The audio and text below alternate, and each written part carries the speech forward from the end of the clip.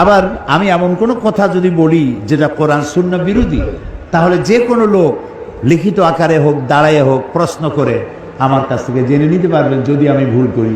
আমি ভুলের ঊর্ধ্বে নই। প্রথম ভুল করলাম, ইসলামকে মনে করেছি একটা ধর্ম, শুধুমাত্র ধর্ম। তো হিন্দু ধর্ম, খ্রিস্টান ধর্ম, ইহুদি, মজুসি, এই যে কত ধর্ম আছে, ওগুলো যেমন একটা ধর্ম, আমার ইসলাম কি সেই রকম ধর্ম না। ওদের ধর্ম কিছু পূজা পার্বণ, এই কিছু দেব দেবতা, দেব দেবী ইত্যাদির ঘটনা বলি, এগুলি আছে, কিছু গল্প কাহিনী আছে।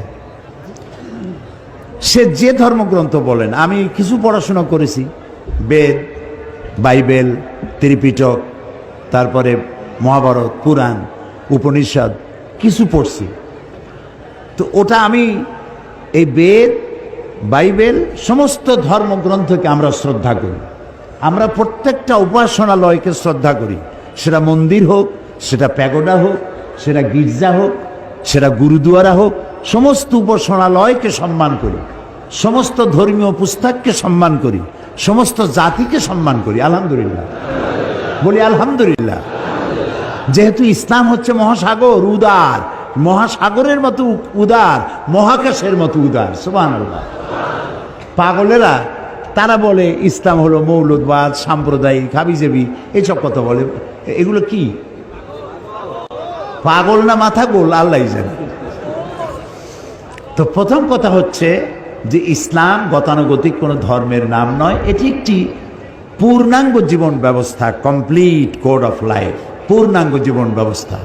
ইসলাম মানুষের জীবনের কোনো খণ্ডিত অংশকে শাসন করে না, নিয়ন্ত্রণ করে না, গোটা জিন্দিগিটাকেই নিয়ন্ত্রণ করে। সুবহানাল্লাহ বলে, তাহলেই আমি মুসলমান।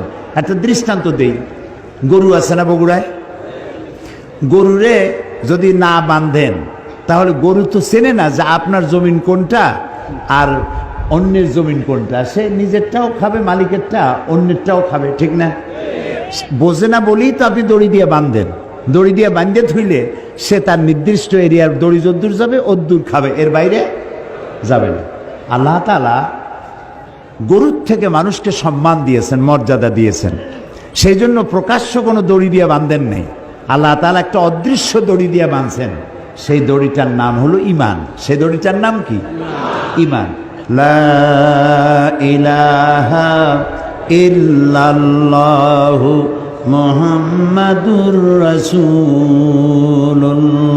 পড়েন, লা ইলাহা ইল্লাল্লাহ, লা ইলাহা ইল্লাল্লাহ, লা ইলাহা